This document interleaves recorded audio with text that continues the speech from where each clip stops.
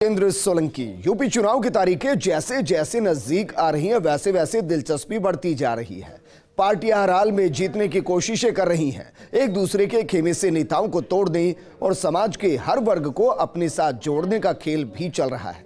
हालांकि वैसे मैदान में बीएसपी और कांग्रेस भी हैं, लेकिन मुख्य मुकाबला सत्ताधारी बीजेपी और सबसे बड़ी चैलेंजर समाजवादी पार्टी के बीच है।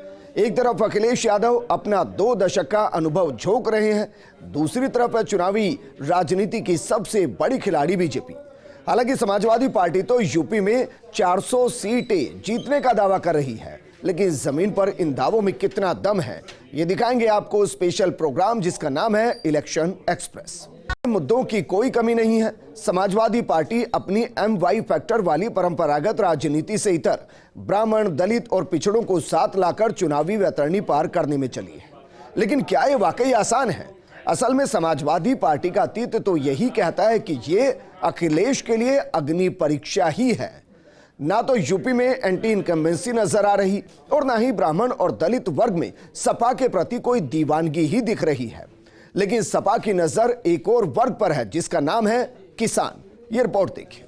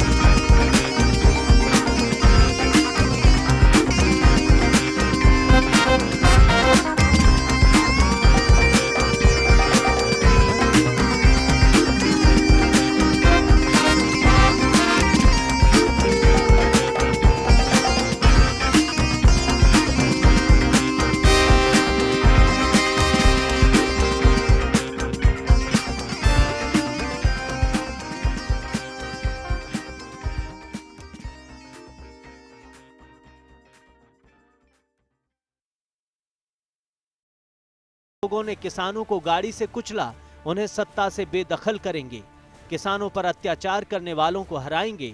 उन्होंने ये संकल्प सपा कार्यालय में किसानों की मौजूदगी में लिया।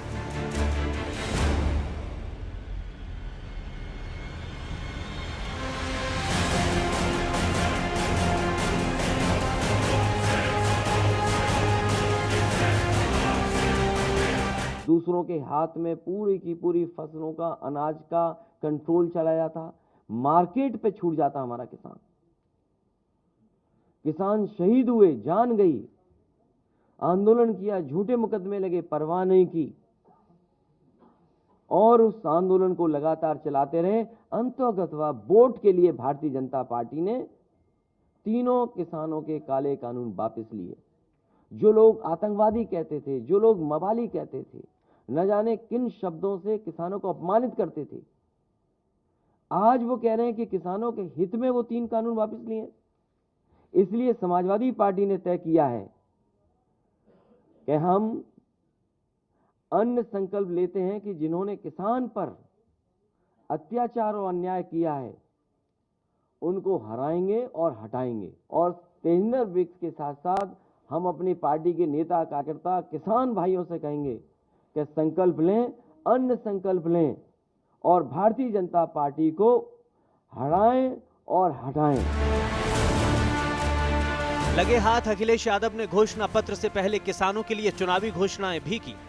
उन्होंने वादा किया कि प्रदेश में सपा सरकार आई तो फसलों पर न्यूनतम समर्थन मूल्य दिया जाएगा, गन्ना किसानों को 15 दिन में भुगतान किया जाएगा, जरूरत पड़ी तो इसके लिए फार्मर्स रिवॉल्विंग फंड बनाएंगे। इसी तरह 300 यूनिट बिजली फ्री होगी और मुफ्त सिंचाई की सुविधा मिलेगी। समाजवादी पार्टी का मैनिफेस्टो तो आएगा और मैनिफेस्टो में बहुत सी चीजें आएंगी, लेकिन आज किसान के सवाल पे जब अन्न संकल्प लिया है तो समाजवादी पार्टी और हमारे मैनिफेस्टो में इस बात को शामिल करेंगे कि सभी फसलों के लिए एमएसपी प्रदान की जाएगी और गन्ना किसानों को 15 दिन में उनका भुगतान सुनिश्चित किया जाएगा। इसके लिए फार्मर्स रिवॉल्विंग फंड भी अगर बनाना पड़ेगा, फार्मर्स रिवॉल्विंग फंड बनाने का काम करेंगे जिससे किसानों का भुगतान न रुके। साथ ही साथ 300 यूनिट जो फ्री बिजली का समाजवादी पार्टी ने संकल्प लिया है, घोषणा की है, मैनिफेस्टो में शामिल करेंगे। मैं उस बात को फिर दोहराता हूं कि सभी किसानों की सिंचाई के लिए मुफ्त बिजली दी जाएगी।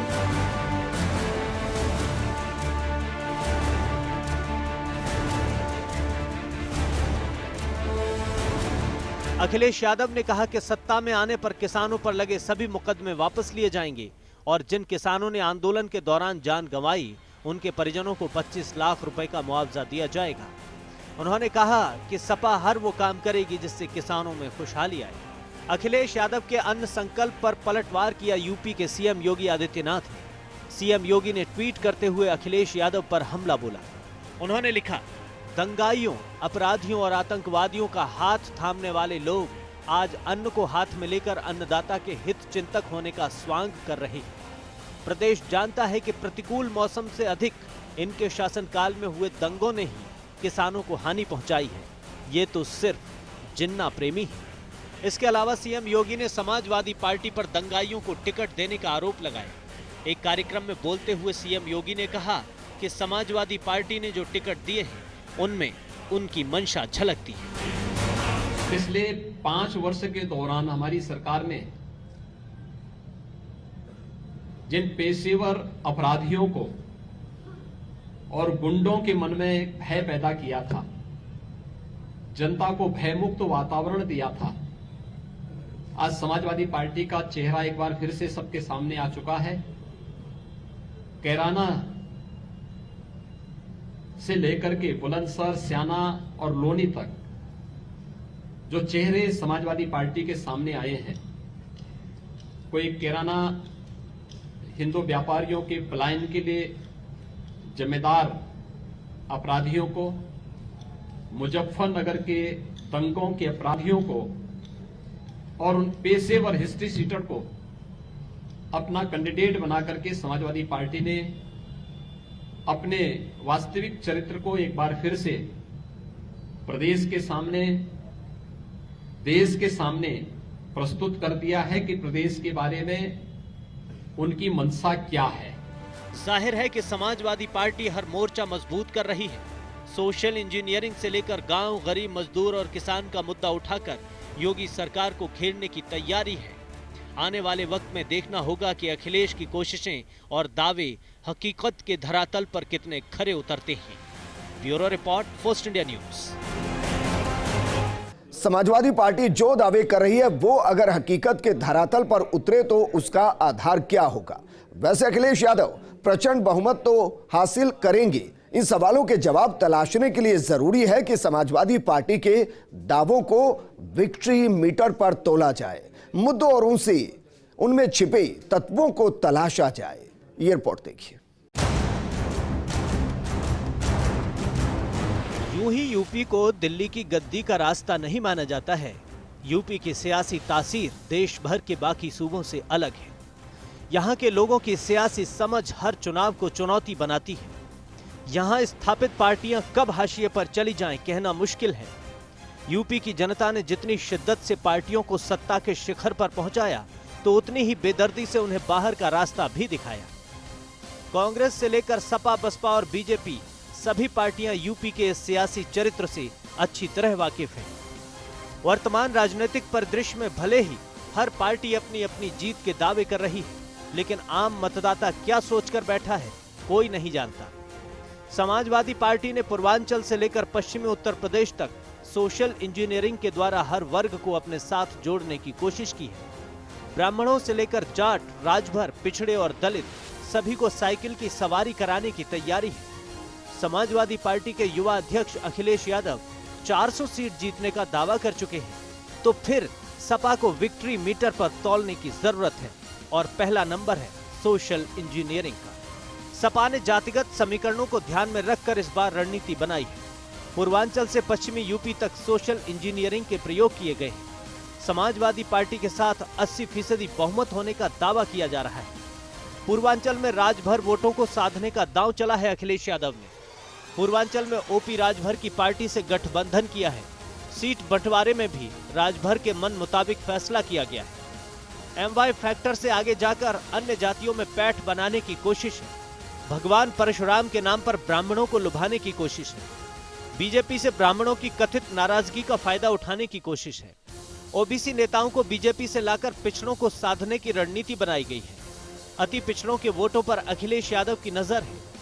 मंच से डॉक्टर भीमराव अंबेडकर का नाम लेकर दलित वोटों में सेंध की कोशिश भी की जा रही है। बुंदेलखंड में खासतौर से दलित वोटों पर डोरे डाले जा रहे हैं। पश्चिमी यूपी में जयंत चौधरी की आरएलडी से गठबंधन किया गया है। पश्चिमी यूपी में जाट और मुस्लिम गठजोड़ बनाने की कोशिश है। यह सच है कि प्रदेश में बीजेपी विकास के मुद्दे पर मजबूती से चुनाव लड़ रही है। योगी आदित्यनाथ एंड टीम के पास दिखाने को अच्छी खासी मार्कशीट है, लेकिन अखिलेश यादव योगी सरकार के हर काम का श्रेय खुद लेने की चाल चल चुके हैं। वे अपने हर कार्यक्रम में यह दिखा रहे हैं कि योगी सरकार के पास प्रदेश के लिए कुछ भी नया नहीं है। ऐसे में विकास के मुद्दे पर क्या कहता है अखिलेश का विक्ट्री मीटर? अखिलेश अपने कार्यकाल में किए गए काम के दम पर वोट मांग रहे हैं। आगरा लखनऊ एक्सप्रेसवे को विकास का मॉडल बनाकर पेश कर रहे हैं। प्रदेश में लैपटॉप बांटने को बड़ी उपलब्धि बता रहे हैं। बड़े वादों के दम पर यूपी में वापसी की चाहत है। वृद्धावस्था और विधवा पेंशन की राशि बढ़ाने की बात कह चुके हैं। किसानों के लिए बड़ी घोषणाएं कर चुके हैं। सिंचाई के लिए मुफ्त बिजली, सभी फसलों के लिए एमएसपी, 300 यूनिट फ्री बिजली देने का संकल्प किया गया है। गन्ना किसानों को 15 दिन में भुगतान का वादा किया है। ब्याज मुक्त लोन, बीमा और पेंशन की सुविधा देने का भी ऐलान किया है। 5 साल सरकार चलाने और कोरोना जैसी महामारी को झेलने के बाद योगी आदित्यनाथ चुनाव मैदान में है। ऐसे में समाजवादी पार्टी सत्ता विरोधी लहर का फायदा उठाना चाहती है। बीजेपी छोड़कर सपा में शामिल होने वाले मंत्री और विधायकों के द्वारा भी समाजवादी खेमे ने यही संदेश देने की कोशिश की थी। लेकिन क्या प्रदेश में वाकई एंटी इनकम्बेंसी जैसी कोई चीज है, और क्या वाकई इससे सपा का विक्ट्री मीटर ऊपर जाएगा? असल में योगी सरकार को कई मोर्चों पर फेल बता रहे हैं अखिलेश यादव। किसानों के मुद्दे पर सरकार को घेरने की रणनीति बनाई गई है। अखिलेश ने बढ़ती बेरोजगारी को मुद्दा बनाया है। कोरोना के दौरान हुई मौतों को लेकर भी सरकार पर निशाना साध रहे हैं। क्राइम करप्शन पर कार्रवाई के नाम पर पक्षपात का आरोप लगा रहे हैं। महंगाई के मुद्दे पर भी सरकार को घेरने की कोशिश कर रहे हैं। अखिलेश यादव के हाथ एक और बड़ा मुद्दा यह है कि वे युवा हैं और प्रदेश के युवाओं को उज्जवल भविष्य के सपने दिखाकर अपने साथ जोड़ सकते हैं। हालांकि अखिलेश और योगी आदित्यनाथ की उम्र लगभग बराबर है। ऐसे में अखिलेश सीएम योगी को आउटडेटेड बता रहे हैं और टेक्नोलॉजी से उनके दूर होने की बात कह रहे हैं। क्या अखिलेश का युवा दांव विक्ट्री मीटर पर काम करेगा? खुद को युवा सोच के नेता के तौर पर पेश कर रहे हैं अखिलेश यादव। प्रोग्रेसिव सोच के साथ प्रदेश को आगे ले जाने की छवि बनाने की कोशिश है। योगी आदित्यनाथ पर टेक्नोलॉजी फ्रेंडली न होने का आरोप लगा रहे हैं। योगी आदित्यनाथ को बाबा मुख्यमंत्री कहकर संबोधित कर रहे हैं। जाहिर है कि समाजवादी पार्टी ने अच्छी खासी तैयारी की है। अखिलेश ने पिछले चुनावों की गलतियों से सबक लेकर छोटी छोटी पार्टियों से गठबंधन किया है। सोशल इंजीनियरिंग के हिसाब से जातियों को साधा है। लेकिन अखिलेश की राह में चुनौतियां भी कम नहीं है। अखिलेश के सामने वो पार्टी है जो 24 घंटे सियासत के लिए जानी जाती है और जिसके पास संगठन और कैडर का दुनिया का सबसे बड़ा नेटवर्क है। Bureau report, post India news. जहां रुक रहे हैं के बाद आपका स्वागत है। अखिलेश यादव भले ही ये समझ रहे हों कि उन्होंने मैदान में बढ़त हासिल कर ली है, लेकिन समाजवादी खेमे का रास्ता इतना भी आसान नहीं। मुकाबला बीजेपी से है और कदम कदम पर चुनौतियों की दीवार है। मोदी, योगी जैसे मजबूत चेहरों के आगे जीतना क्या वाकई आसान है? आइए अखिलेश यादव को इन कसौटियों पर भी कसकर देख लेते हैं। यूपी के इस सत्ता संग्राम में समाजवादी पार्टी के सामने तमाम चुनौतियां हैं। अखिलेश यादव पार्टी के एकमात्र खेवनहार हैं, जबकि भगवा खेमे के पास मजबूत नेताओं का लंबा काफिला है। बीजेपी के नेता वोकल हैं और अपना पक्ष मजबूती से रखते हैं। इतना ही नहीं, बीजेपी को जमीन पर आरएसएस का सपोर्ट भी समाजवादी पार्टी के दावे को कमजोर करता है। सपा के सामने जो चुनौतियां हैं, उनमें सबसे बड़ी चुनौती है मोदी योगी जैसे स्टार प्रचारक। पीएम मोदी और सीएम योगी बीजेपी के सबसे बड़े चेहरे हैं। पीएम मोदी की विकासवादी छवि प्रभाव छोड़ती है, तो सीएम योगी की कट्टर हिंदुत्ववादी छवि का फायदा मिलता है। अखिलेश के पास दोनों की कोई काट नजर नहीं आती। ये दोनों ही नेता भाषण शैली से लोगों को मंत्र मुग्ध कर देते हैं। मोदी योगी की योजनाएं भी अखिलेश के रास्ते का रोड़ा है। लोग आसानी से अखिलेश पर भरोसा करते नजर नहीं आ रहे। समाजवादी पार्टी भले ही दलित और पिछड़ा वर्ग को अपने साथ लाने का दावा कर रही हो, लेकिन जमीन पर सच्चाई कुछ और ही नजर आती है। असल में दलित वर्ग का झुकाव सपा से ज्यादा बीजेपी की ओर नजर आता है। बसपा के कमजोर होने से इस वर्ग का झुकाव बीजेपी की ओर हुआ है। इसके पीछे एक तो बीजेपी की डीबीटी स्कीम से और दूसरी अतीत में समाजवादी पार्टी के कार्यकर्ताओं के साथ कड़वी यादें भी। तो समाजवादी खेमे के सामने दूसरी बड़ी चुनौती है दलित वोट की शिफ्टिंग। पिछले कुछ वक्त में बीएसपी की स्थिति कमजोर हुई है। बीएसपी में नेताओं की कमी स्पष्ट नजर आती है। खुद पार्टी अध्यक्ष मायावती उतनी सक्रिय नजर नहीं आ रही। बीएसपी का कोर वोटर बीजेपी की ओर शिफ्ट हो रहा है। दलित वोटर्स में बड़ी संख्या में गरीब तबका है। केंद्र और राज्य की डीबीटी योजनाएं इस वर्ग पर प्रभाव छोड़ रही हैं। ऐसे में इस वर्ग के झुकाव से भगवा खेमा मजबूत होता नजर आ रहा है। लेकिन सपा की दिक्कतें यहीं खत्म नहीं होती। हिंदुत्व का मुद्दा सपा के सामने बड़ी दीवार बनकर खड़ा है। प्रदेश में पिछले कुछ वक्त में बीजेपी ने हिंदुत्व के अपने मुद्दे को और मजबूत किया है। अयोध्या में राम मंदिर का निर्माण हो रहा है। विश्वनाथ कॉरिडोर का निर्माण हो चुका है। काशी में कई परियोजनाएं चल रही हैं। इलाहाबाद का नाम बदलकर प्रयागराज कर दिया गया। मथुरा में मंदिरों के आसपास मीट की बिक्री को रोक दिया गया। जाहिर है कि हिंदुत्व की इस धारा को मोड़ना समाजवादी पार्टी के लिए आसान काम नहीं होगा। समाजवादी पार्टी मुस्लिम यादव फैक्टर के दम पर चुनाव जीतती आई है। ऐसे में उसका हिंदुत्व के मुद्दे से पार पाना आसान नहीं है। चुनाव के वक्त अयोध्या में राम मंदिर निर्माण जारी है। कार सेवकों पर मुलायम सिंह यादव ने गोली चलवाई थी। ये मुद्दा सपा के हिंदुत्व पर पकड़ को और कमजोर करता है। केंद्र और राज्य सरकारों ने धार्मिक स्थलों का पुनरुद्धार किया है। विश्वनाथ कॉरिडोर भी इनमें से एक है। ऐसे में यूपी में हिंदुत्ववादी सोच के वोटर्स का सपा में जाना मुश्किल है। एक और खास मुद्दा है जो समाजवादी पार्टी को कटघरे में खड़ा करता है और बीजेपी को हमला बोलने का मौका देता है। ये मुद्दा है परिवारवाद का। असल में सपा मुलायम सिंह यादव परिवार की पर्सनल प्रॉपर्टी जैसी ही नजर आती है। यादव परिवार की मर्जी के बिना सपा में एक पत्ता तक नहीं हिल सकता। ऐसे में बीजेपी पार्टी की नींव पर परिवारवाद के हथौड़े से चोट करती है। समाजवादी पार्टी को यूपी में परिवारवाद का प्रतीक माना जाता है। सपा मुलायम सिंह यादव के परिवार की निजी संपत्ति के तौर पर स्थापित है। ऐसे में सपा के खिलाफ बीजेपी आसानी से माहौल बनाने में कामयाब होती है। पार्टी में आपसी फूट के बाद शिवपाल का अलग होना भी बड़ा फैक्टर बना है। हालांकि शिवपाल वापस तो आए हैं, लेकिन दिल मिले हुए नजर नहीं आ रहे। इसमें कोई शक नहीं कि यूपी का सत्ता संग्राम इस बार द्विपक्षीय ही नजर आ रहा है। मुख्य मुकाबले में बीजेपी और एसपी ही है। लेकिन जिस तरह के दावे अखिलेश यादव कर रहे हैं, क्या जमीनी हकीकत भी उसको बयान करती है? कहना मुश्किल है। Bureau report, first India news. इस बुलेटिन में फिलहाल इतना ही, लेकिन आप बने रहिए फर्स्ट इंडिया न्यूज के साथ, क्योंकि खबरों का सिलसिला लगातार जारी है। नमस्कार।